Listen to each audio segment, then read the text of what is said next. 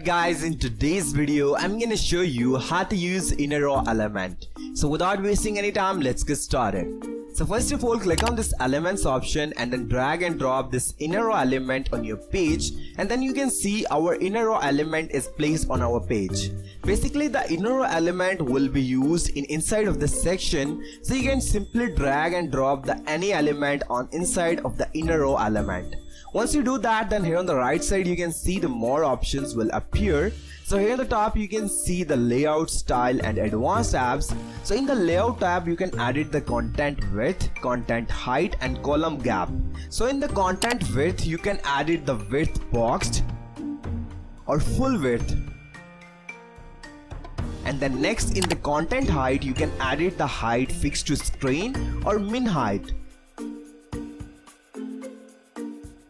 So the next is you can edit the column gap narrow, extended, wide, wider, or either you can customize your column gap by using this slider. So the next option is you can edit the alignment of your inside columns top, middle, bottom, space between, space around and space evenly. So the next option is hidden overflow. Basically this option is used to determine when the height of your any element is go outside to the section, so you can simply check this mark to make it hidden. So the next option is you can edit the structure of your columns, or either you can add the more columns by clicking on this add column button.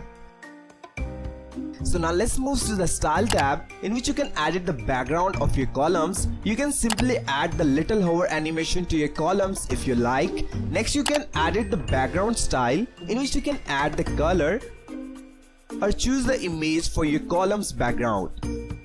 Next you can add the CSS filter over here. So basically this is how you can use the inner row element. So please make sure to like this video and don't forget to subscribe to this channel. See you in the next video. Till then, take care of yourself and thanks for watching.